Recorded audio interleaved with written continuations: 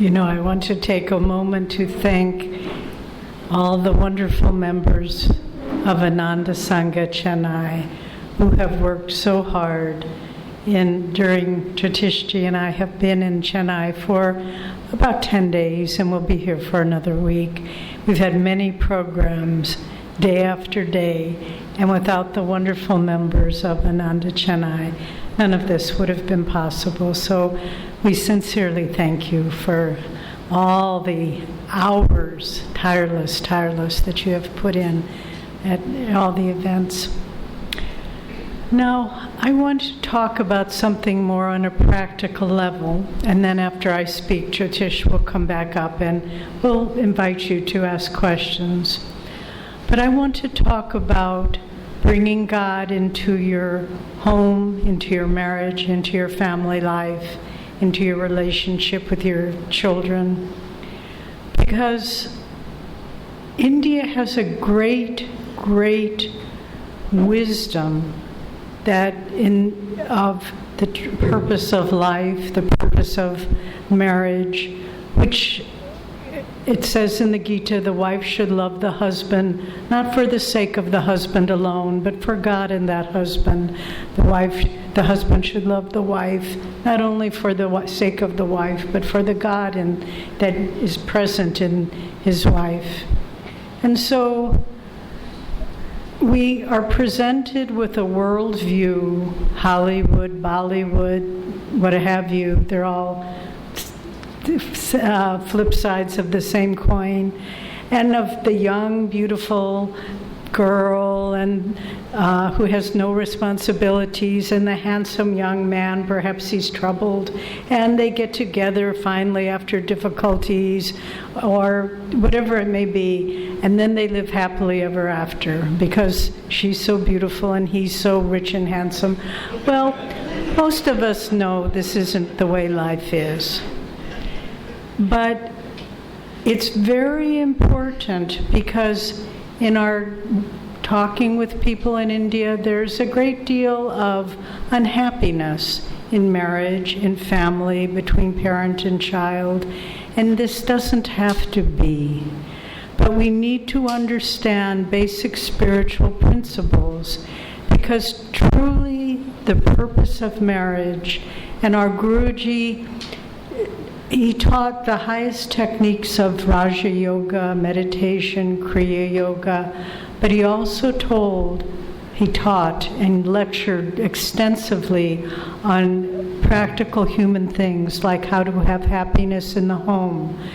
And the basic principle is that the underlying reason for marriage is not financial security, it is not companionship, all of those things, but it's to balance our own nature, as Jyotish was speaking of the qualities of the more masculine nature, more impersonal and rational, and the qualities of the feminine nature, more feeling and more relating to other people.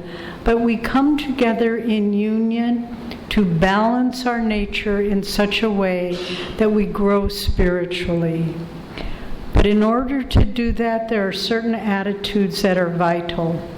One is we need to see our spouse and our children, our extended family. No one belongs to us. Just because you're married to someone, just because someone's your child, they do not belong to you. And we need to approach our family relationships with a little bit of detachment. And the more we can do that, the happier we will be, without expectation. You owe me this. You must behave this way. You must get this grade on the test. But every one of us has our own destiny to fulfill. We may have expectations of our child that they get into IIT, but what if that child wants to be a musician or an artist? We need to look at that individual and say, who are you? What are your interests? What do you want to become? And have that sense of detachment. And the same with our partner. Instead of thinking, you have to behave this way to our marriage partner, you have to behave this way to make me happy. No one owes us anything. As Lahiri Mahashaya said, we come into this world alone and we leave it alone. We depart alone. Maybe we even leave it alone if we're lucky. But in the interim, in that brief period between entering the world and leaving the world, we have to live in such a way, even in the midst of family, even in the midst of difficult in-laws, we have to remember that our true home is in God. Ramakrishna gave a beautiful example. He said, we should live in this world like the servant girl in a rich man's house. She leaves her village, she goes, does her job in his house, and then at the end of the day, she returns home.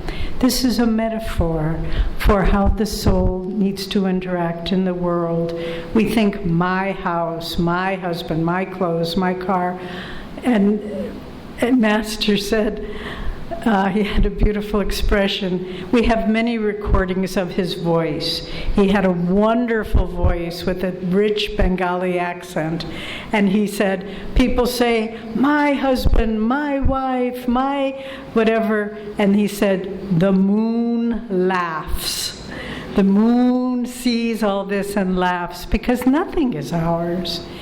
And even though now in India we can feel there's tension in homes where expectations, we spoke at a college 2 days ago, and afterwards a women's college, computer science and engineering, and so many of the young women came and they said, our parents just pressure us so much, and we feel so much tension to succeed and get ahead, and this robs our life of happiness. So we have to realize no one is ours.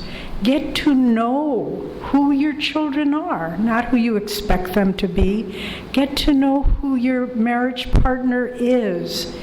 Have honest, open communication.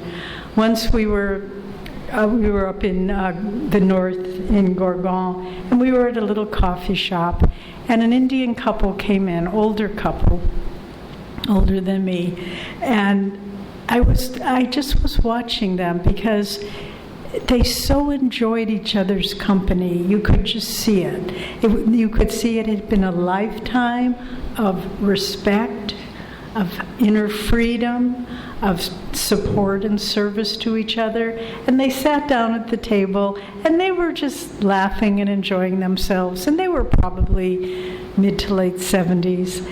And I just thought, they have understood. But it's not what we see most of the time. And so those of you who are interested in deepening your spiritual life, without harmony in the home, without harmony in the family, it's very, very difficult to develop a meditative inward life. So think about it. Think about when you go home today. Have you told your husband or your wife or your child how much you appreciate them, how grateful you are for what they've done today in your life? Or is it, you didn't take out the trash, you didn't finish your studies, you didn't come home on time, all those things.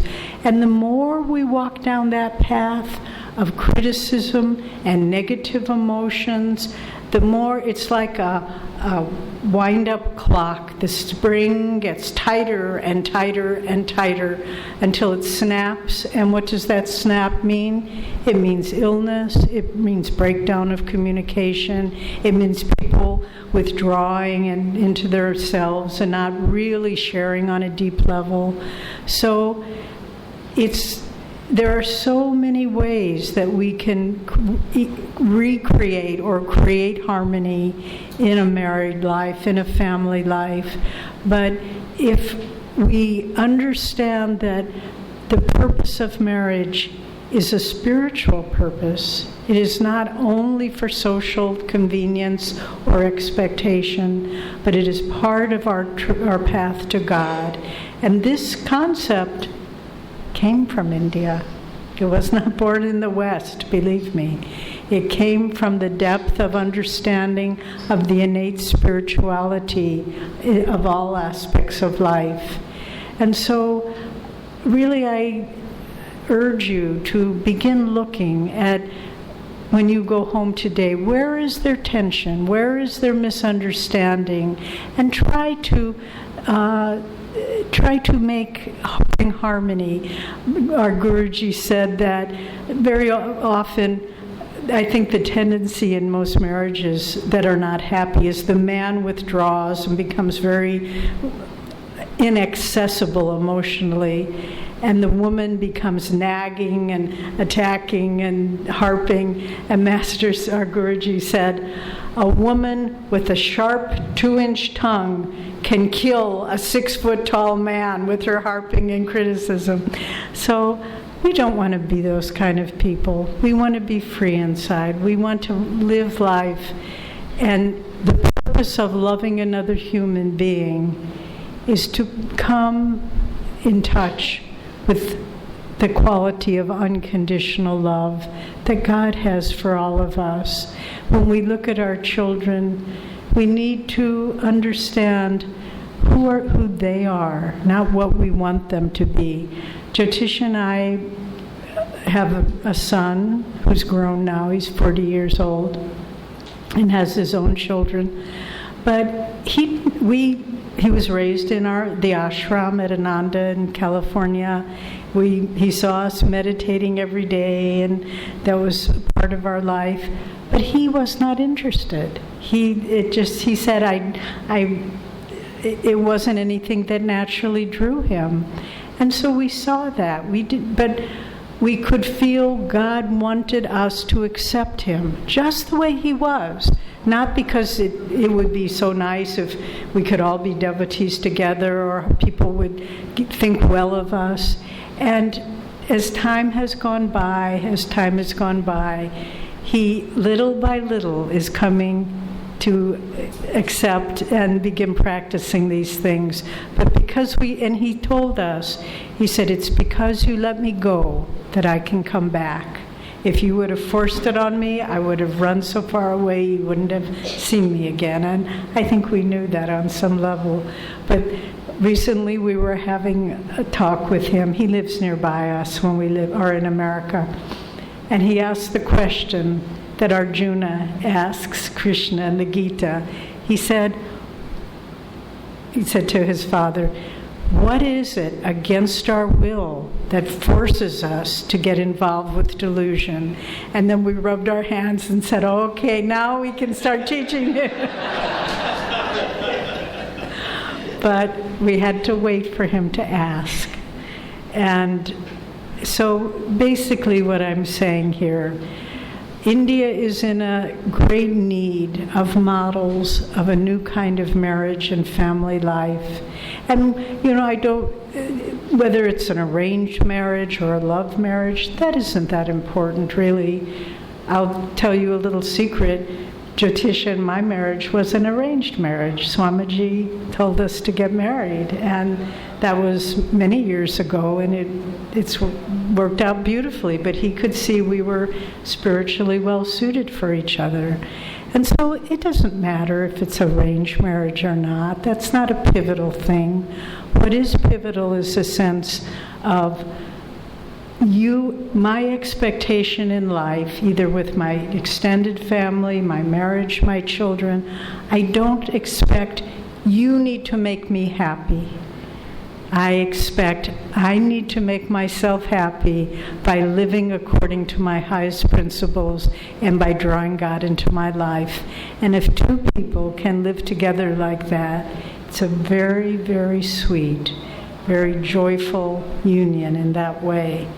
And Swami Kriyananda created a beautiful wedding ceremony, and part of the vows that he wrote and the last two lines. And whenever we officiate at a wedding ceremony, we always have the people repeat these. And through our perfect love, to find the perfect love of God.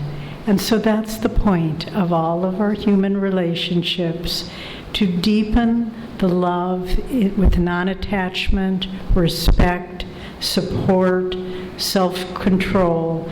And by deepening that, we come to know God's love. And this is the purpose of all of our human relationships.